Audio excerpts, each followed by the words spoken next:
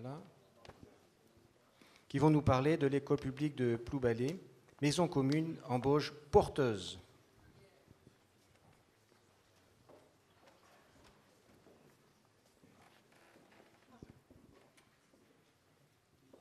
Donc, bonjour.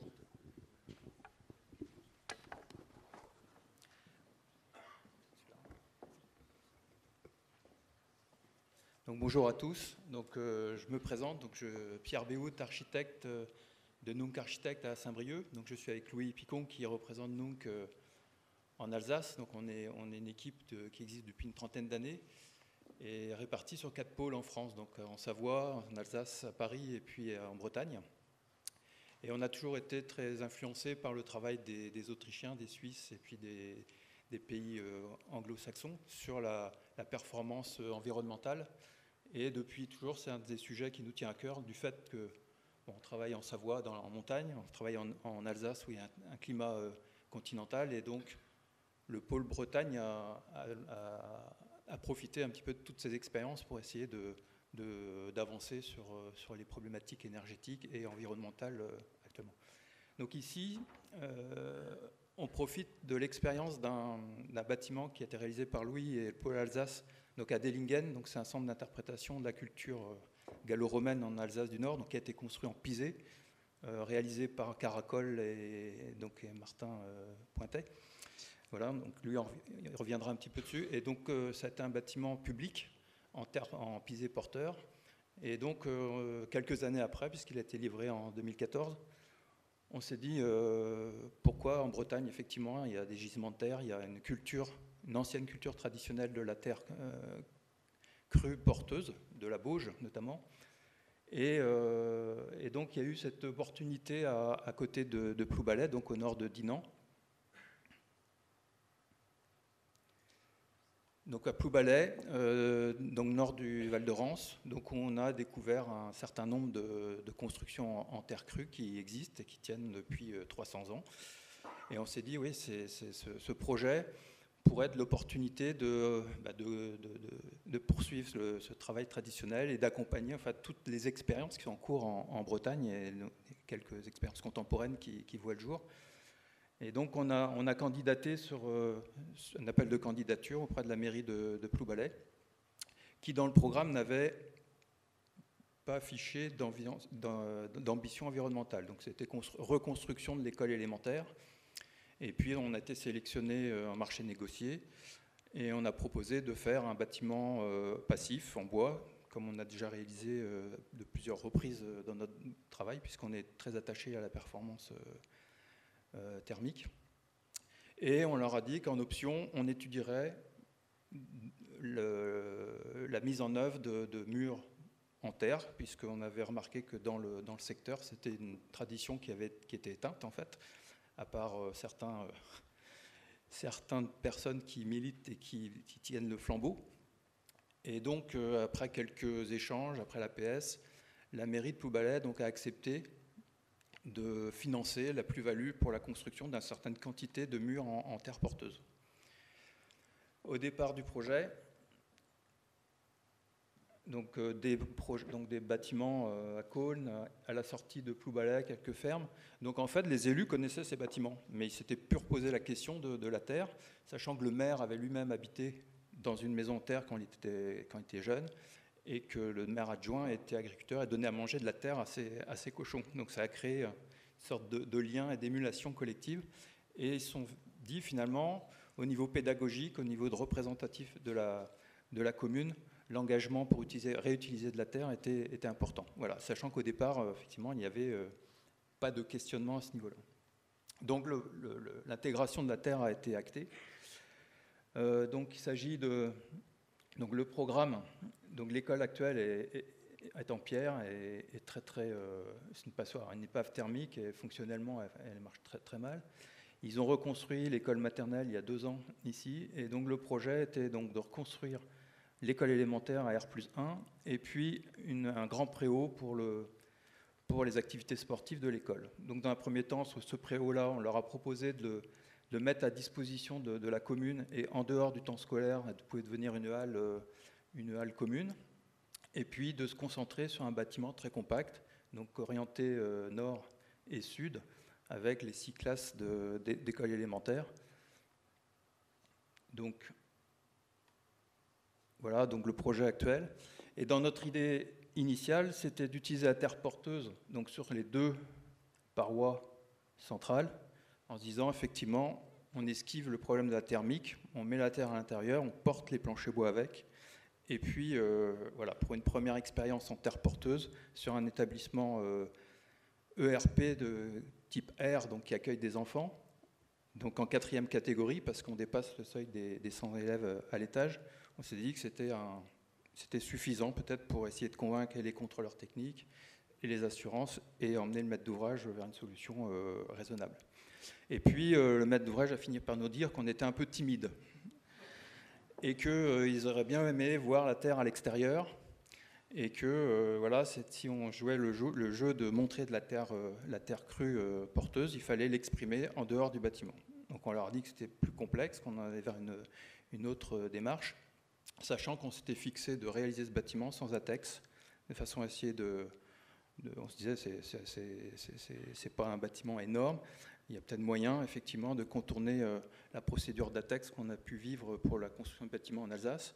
Et l'idée, voilà, c'était pour démocratiser l'utilisation de cette terre porteuse en bâtiment public, il fallait essayer de contourner toutes les grandes étapes techniques, administratives qui nous font prendre 6 mois à chaque fois sur les ATEX dans le développement des études. Donc le projet, c'est simplifié quelque part, ou alors éclairci.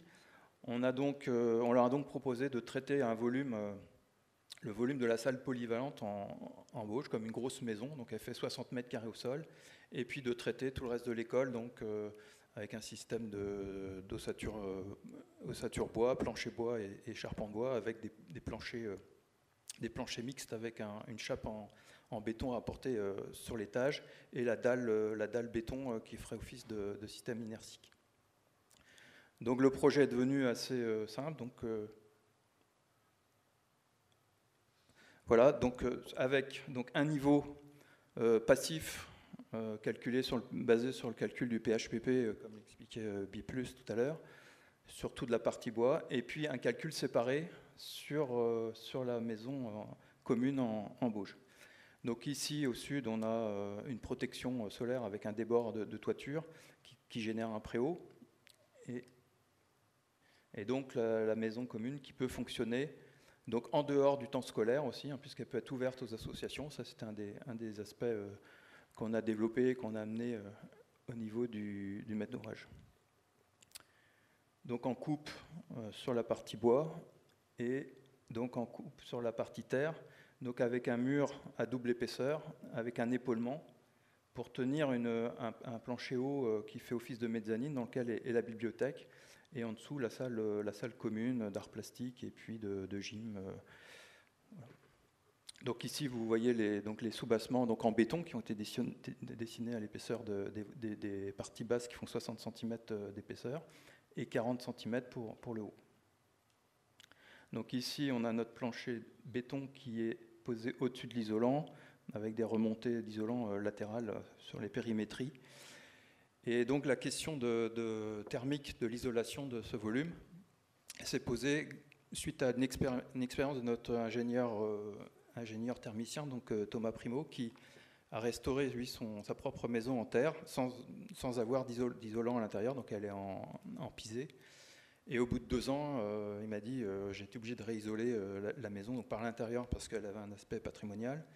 Et donc il m'a dit on ne peut pas prendre le risque sur un projet public de ne pas l'isoler. Donc on a opté pour trouver une paroi qui reste perspirante, donc avec un enduit chauchant de 20 cm derrière la paroi en Bauge, et puis en partie basse, un sous-bassement donc en panneau bois et une laine de bois derrière, panneau bois pour protéger effectivement la terre à l'intérieur vis-à-vis des utilisateurs et des enfants, pour qu'il y ait le moins de dégradation sur les parois basses.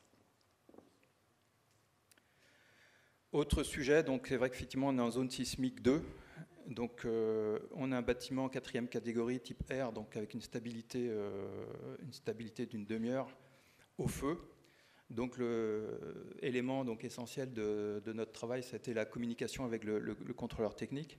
Donc là, on a eu la chance d'arriver avant le contrôleur technique, avant que le contrôleur technique ne soit choisi par le maître d'ouvrage. Et donc, on a pu rencontrer différents contrôleurs techniques sur le projet. Et le choix s'est porté sur Alpes Control, qui a déjà l'expérimentation de plusieurs constructions en terre en Rhône-Alpes, et donc qui a permis d'avancer sur le projet, donc de ne pas se lancer dans un ATEX, et puis de valider les choix techniques de façon assez fine. Donc avec quand même un calcul au sismique qu'on n'a pas pu montrer que la Terre en elle-même résistait aux accélérations horizontales. Et donc on est arrivé à un système constructif où c'est un système de tirants verticaux qui seront passés dans les blocs de Bauge, et des cadres qui permettent de faire une ceinture appuyée sur des grands châssis bois verticaux, donc le tout faisant un élément rigide, même si on sait très bien que la Terre pourra jouer cet office sans cette disposition, mais pour répondre à une réglementation. Alors la Terre reste porteuse puisque les cadres sont posés dessus, et ensuite on sert c'est des tendeurs, des tendeurs qui sont passés comme des perles dans les blocs au cours du montage, pour arriver après à poser un plancher CLT au niveau de la mezzanine, et puis de poser le deuxième niveau et de retrouver nos éléments, nos tendeurs à travers les blocs de Bauge, pour pouvoir les serrer en partie finale au-dessus avant de poser l'empannelage pour la toiture. Donc des détails.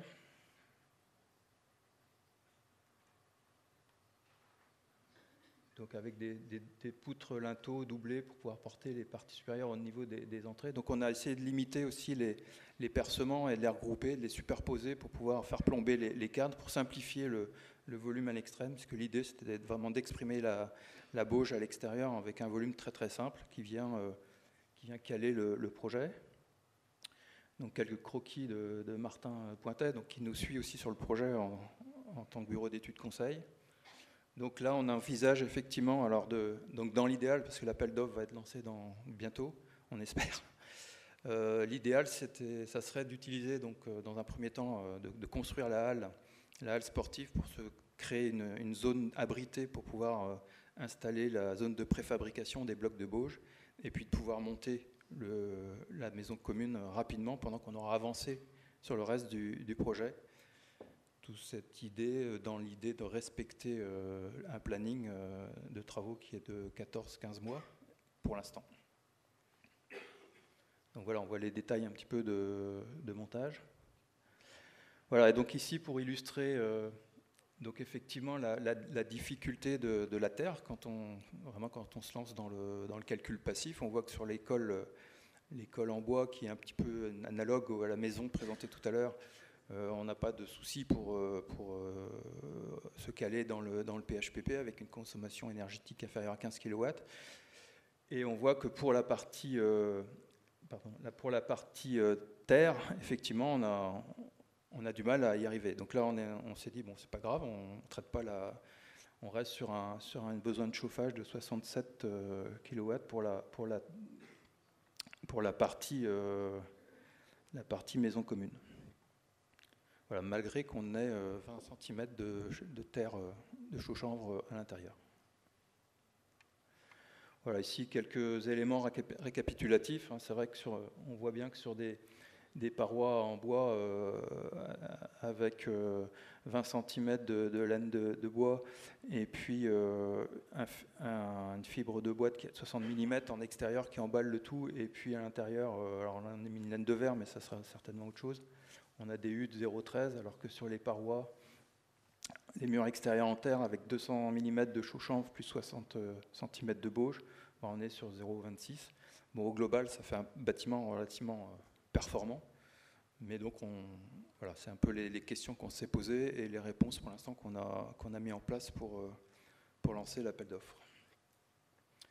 Voilà, donc l'image est importante, effectivement, de bien lire le volume en Bauge, et puis l'abri vélo ici qui lui aussi sera réalisé en Bauge avec une toiture qui permet de marquer l'entrée de la future école.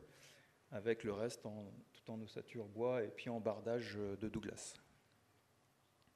Voilà, une vue sud, donc on voit l'école avec ses protections solaires, et puis la halle qui reste, elle, à l'air libre, et qui, on espère, pourra servir de lieu de préfabrication des éléments de bouche. Voilà, donc je vais laisser la parole à Louis pour vous expliquer un petit peu les évolutions et ce que nous a apporté ce projet de Dellingen. Voilà, merci de votre attention.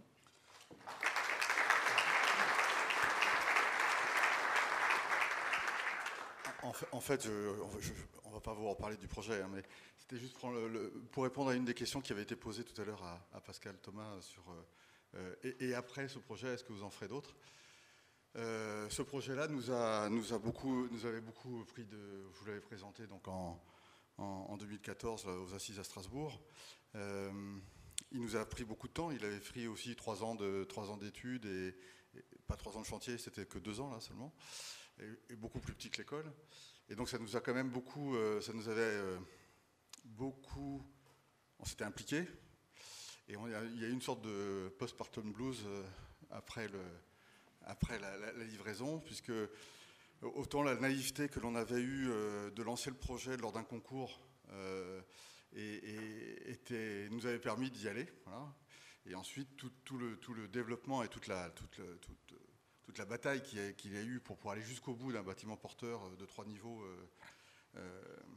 recevant du public nous avait fait nous dire oula, ça va être difficile maintenant d'aller aussi naïvement voir un maître d'ouvrage et lui dire lors d'un concours, parce qu'on travaille, voilà, ce que je tenais à préciser, c'est que nous travaillons principalement qu'en concours public. Donc, si l'on propose un bâtiment en terre, on le propose à un maître d'ouvrage qui n'a pas forcément, c'est ce que venait de dire Pierre, pas forcément eu l'idée au départ que ça serait un bâtiment en terre. Donc, ça veut dire qu'on est dans une dynamique où on propose quelque chose à quelqu'un qui n'est pas forcément demandeur au départ. Donc, compte tenu maintenant que notre connaissance de la difficulté à aller jusqu'au bout dans le cadre de bâtiments publics, on a eu un petit moment, effectivement, de doute sur notre capacité à pouvoir remobiliser, régénérer des énergies auprès des maîtres d'ouvrage pour aller sur des projets. Donc il y a eu un petit moment de flottement qui fait qu'on n'a pas tout de suite redémarré sur des projets terre. Ça n'a pas duré très longtemps. Ce bâtiment nous a quand même... Ça fait donc maintenant 5 ans qu'il est terminé. Et je pourrais passer quasiment un tiers de mon temps à simplement répondre aux demandes d'informations, de visites de ce bâtiment, puisque on est quotidiennement, on reçoit quotidiennement des demandes d'informations, que ce soit de Corée, de Colombie, de Canada. On m'a demandé d'aller faire des conférences un peu partout pour parler de ce tout petit bâtiment dans un tout petit village de 300 habitants. Hein. Donc, ce qui fait qu'on s'est dit, bon, allez, on va quand même pas laisser tomber. Alors, et depuis finalement... donc, depuis 3-4 ans, donc c'était il y a 5 ans, donc depuis 3-4 ans, donc on a dû attendre qu'1 an, on a essayé de relancer des projets donc, dans le cadre d'autres concours, et on se rend compte que c'est pas si facile que ça en fait. Voilà.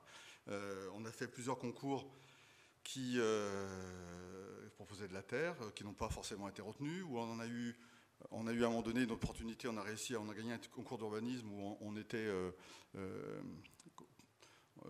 urbaniste concepteur et en même temps maître d'œuvre d'une maison de projet au cœur de cette nouvelle ZAC. Et donc là, c'était l'occasion rêvée de pouvoir faire un bâtiment en terre où on était... c'est nous qui avions décidé que ça serait en terre et le maître d'ouvrage suivait. Sauf que voilà, il y a eu un recours sur l'enquête d'utilité publique de cette ZAC qui a été abandonnée. Donc notre première renouvelle expérience est tombée à l'eau. Et depuis, finalement, depuis 2 ans, on a fait pas mal de projets et ça y est, ça redémarre. Et je pense qu'en particulier, je voulais remercier justement tous les acteurs des guides des bonnes pratiques, parce qu'on a vraiment le sentiment là depuis quelques temps que les choses se passent différemment. Les maîtres d'ouvrage sont de plus en plus intéressés pour la question de la terre. Et on a une écoute plus facile. C'est le sentiment que j'ai en rencontrant les différents les différents maîtres d'ouvrage. Donc là on est en train de travailler sur une école, même à peu près la même taille que celle de Nanterre, avec la même histoire. On avait raconté que c'est un lieu de terre maraîchère, et on a dit que la terre de cet endroit a de la valeur et qu'il faut la montrer. Et donc on l'a fait remonter sur les murs. Et le ciel, on parlait aussi de ciel, et donc là c'est pas de l'inox, c'est du verre, mais voilà, on a un peu la même type d'histoire. Donc là c'est parti. Il y a aussi une histoire de cours genrés sur cette école, c'est les mêmes aventures.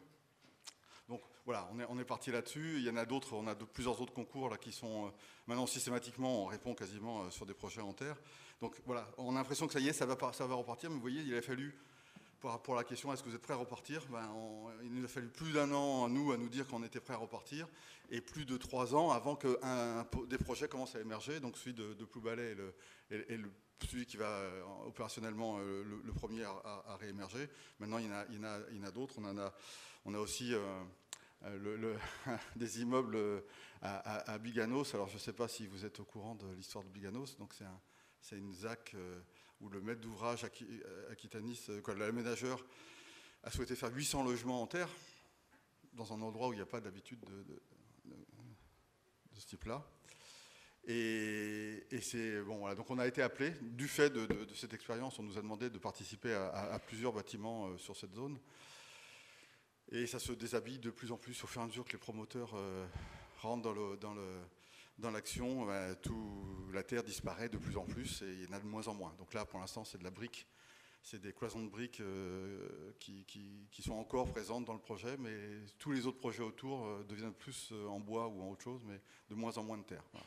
Donc ça, c'est aussi les difficultés qu'on retrouve,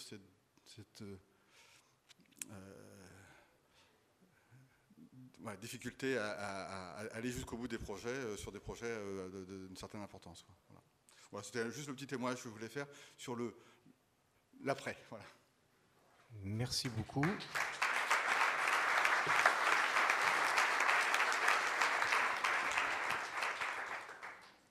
Voilà, 5 minutes de questions-réponses. Avant la pause, vous avez bien compris, on fait la pause et ensuite on fera les 2 dernières présentations. Amélie Lepage, j'ai une question pour l'école de Ploubalay. Qu'est-ce que vous avez prévu comme traitement de surface extérieure? Alors la bauge va rester brute sur l'extérieur. On va travailler la mouiller, puis la travailler. Donc ça reste, c'est encore des points à définir, mais il n'y aura pas d'enduit terre dessus. Voilà. Alors, c'est une expérimentation, mais de la même façon qu'à Dellingen, le pisé est resté brut. Et c'est vrai qu'on est assez attaché à garder cette texture, alors qu'il soit de la texture d'une bauge coffrée, parce qu'on laisse pour l'instant le libre choix aux entreprises peut-être de nous proposer soit un coffrage, soit une technique de recoupe manuelle des blocs. On verra. Je sais qu'on a eu des discussions avec plusieurs d'entre eux. Et donc en fonction de la texture, on apprécie beaucoup cette texture brute où on va lire la façon de travailler dans la façade du bâtiment, quoi. Donc d'utiliser cette matière humaine à travers l'aspect physique du bâtiment terminé. Mais vous verrez que les enfants auront plus de mal avec la surface de bauge que la surface en pisé de l'école qu'on a vue ce matin. Bonjour, Julie Biron, architecte. J'ai une question sur l'école de Ploubalay. Dans quelle mesure est-ce que l'isolation par l'intérieur ne vous prive pas des performances hygrométriques du matériau de la terre? Alors, en fait, on a je vais peut-être revenir sur le plan rapidement. C'est vrai que c'était un grand dilemme, c'est vrai, de faire le choix de cette isolation. Alors on pourrait se dire qu'on n'isole pas du tout, puisque c'est une pièce commune qui va servir en alternance. Donc ce n'est pas une salle de classe où les élèves sont toute la journée, ou une habitation où on a besoin d'un confort. Mais bon, on a fait le choix pour l'instant peut-être qu'on en rediscutera encore. On a fait le choix de rester dans un système de performance thermique quand même très honorable, pour limiter les consommations énergétiques et de limiter les coûts de fonctionnement du bâtiment. Donc on a fait les 2 simules avec ou sans isolation. C'est vrai que le résultat est quand même marquant. Et puis cependant, donc il nous reste, donc on a conservé on a un mur qui reste intérieur. Donc ça, on y tient. Donc pour le garder intérieur double face au niveau de la circulation et au niveau de la salle. Donc lui, il ne sera pas isolé. Donc on gardera quand même un volant hygrothermique dans la salle commune et à la fois dans la circulation. Et on gardera aussi l'aspect de la bauge brute à l'intérieur du bâtiment. Voilà, donc c'était une succession de compromis par rapport au projet, aux premières idées. On voulait que la terre soit brute à l'intérieur partout. Bonjour, Mona Rabé, ingénieur structure du bureau EDIS. J'avais une question d'ordre structure. Je me demandais, dans vos échanges avec le bureau de contrôle, vous êtes appuyé sur un bureau structure, j'imagine. Est-ce qu'il était question de simulation numérique pour justifier la structure, surtout qu'il y a du séisme, ou est-ce que c'était en vous basant sur des pratiques Alors, j'en profite pour remercier effectivement toute l'équipe des terrains armoricains et puis de l'ensemble des gens qui ont travaillé à l'édition du guide de bonnes pratiques, parce qu'il est sorti au mois de janvier, enfin l'avant-projet est sorti au mois de janvier, et ça nous a beaucoup aidé pour discuter avec le contrôleur technique notamment, qui s'est basé dessus, qui l'a lu attentivement, et donc comparé leur expérience avec les bâtiments pisés d'Isère et de Rhône-Alpes. Donc ça nous a aidé beaucoup à justifier et à le faire accepter un certain nombre de détails. Ensuite, on a 2 bureaux d'études. Donc on a un bureau d'études béton, donc qui s'est chargé des soubassements, mais finalement on travaille avec Arborescence, donc qui est un bureau d'études bois qui est sur Lyon, et qui, en fait, c'est eux qui ont modélisé le bâtiment quand même au niveau sismique. Donc il a été modélisé à partir de ces cadres en bois, enfin les cadres verticaux, double niveau des ouvertures, et les cadres horizontaux. Donc ils ont modélisé l'ensemble avec les tirants, de façon à prouver au contrôleur technique effectivement qu'on était stable au sismique à partir de cet élément. Ensuite, au niveau de la stabilité au feu de la structure et son côté M1, puisqu'on est en quatrième catégorie type R, donc on a des enfants, on a une contrainte effectivement sur la bauge, sur sa composition. C'est pour ça que tout à l'heure je posais la question de la teneur en fibres, en paille dedans, qui ne doit pas être supérieure à, je ne sais plus si c'est 1% ou 1,5%, pour garder ces caractéristiques de stabilité au feu. Alors c'est vrai que c'est encore un chiffre théorique. On sait bien qu'une bauge avec 2,5% de fibres dedans, elle brûlera jamais, elle partira pas en poussière instantanément. Voilà pour ce qui est de la structure, mais c'est vrai qu'on a passé beaucoup de temps, ça a été modélisé, validé par le contrôleur technique. Ok, merci. Juste une question complémentaire à celle de tout à l'heure sur François Astrefl, sur la question de la thermique. Dans le projet de Dellingen, vous étiez parti sur un mur double paroi, pisé intérieur, pisé extérieur. Qu'est-ce qui fait que sur ce projet-là, vous ne vous êtes peut-être pas posé la même question de faire bauge intérieure et parement bauge extérieur? Est-ce que c'est une question économique ou Oui, tout à fait. C'est une question économique, oui. Tout simplement. Parce que c'est vrai que on a quand même estimé à 130 000 euros de plus-value sur le projet par l'utilisation de la bauge. Donc le maître d'ouvrage n'a pas accepté facilement, mais ils ont quand même fait le pas. Et donc c'est vrai que sur les doubles murs, il fallait multiplier par presque, pas tout à fait 2, mais la moitié encore de la plus-value. Et donc on n'a pas proposé en fait cette option, connaissant le contexte économique du projet.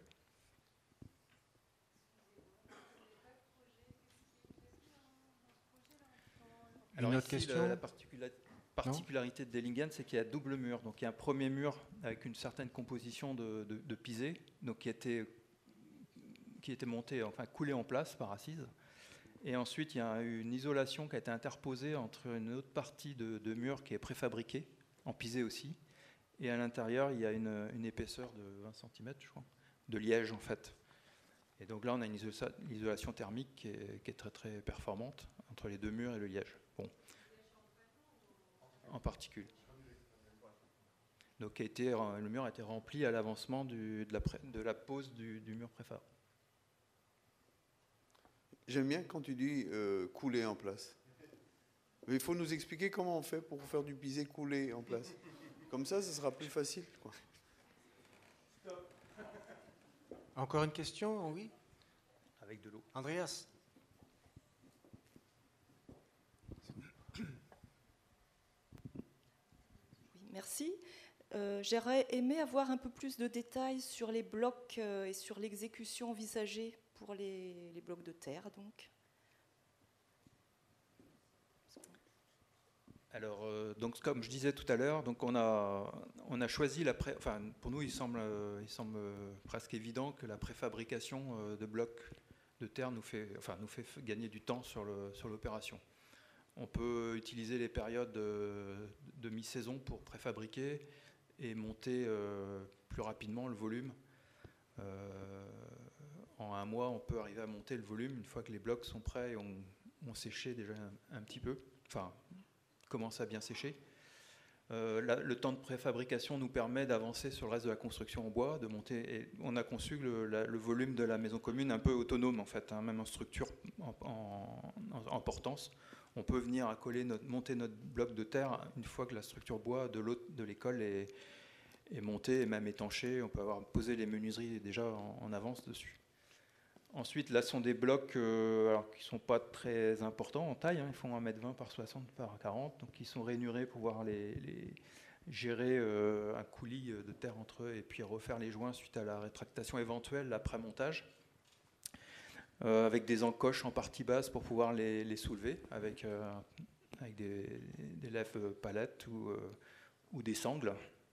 Donc tout ça, ça reste, pour l'instant, on est en train de finaliser le dossier. On est presque au bout. Et puis, il y a des blocs d'angle, comme vous voyez ici, qui permettent de passer nos tirants. Donc, on passera ça comme un collier de perles, enfin, sauf que c'est des perles un peu lourdes, mais on pourra amener notre câble, en fait, qui sera déjà fixé sur la longrine béton en partie basse, et puis dérouler le câble, les passer dans les blocs au fur et à mesure du montage. Voilà, donc ça reste assez simple, hein, le volume est simple, on a essayé de le simplifier au mieux pour que ça se passe le mieux possible sur le chantier. Mais nous, on est tout à fait preneurs d'idées aussi des entreprises qui vont œuvrer, et puis d'avoir leurs remarques, leur expérience, et puis de faire avancer les détails aussi avec eux. Merci. Dernière question devant. Oui, bonjour, merci, bravo pour ces projets. Moi, c'est juste encore une petite remarque justement, par rapport à ces réservations et les tirants à l'intérieur des murs en terre. Les efforts que si vraiment il y a j'espère que ça ne bougera pas, mais s'il y a un séisme, les efforts que les tirants peuvent donner dans le mur en terre, ça crée souvent des cisaillements. Donc là, je vois pas trop. Est-ce que le tirant il peut bouger ou est-ce qu'il est vraiment cool? Il est libre. Il ne sera pas pris dans la terre, il sera libre dans une réservation. Ouais. Donc il restera libre à l'intérieur du bloc de terre. Ça c'est très bien. Okay. Merci bien pour cette dernière question technique. Alors je vous propose d'aller en pause et on fera les deux dernières présentations après la pause. Donc on a 12 minutes de retard. On se prend 20 minutes.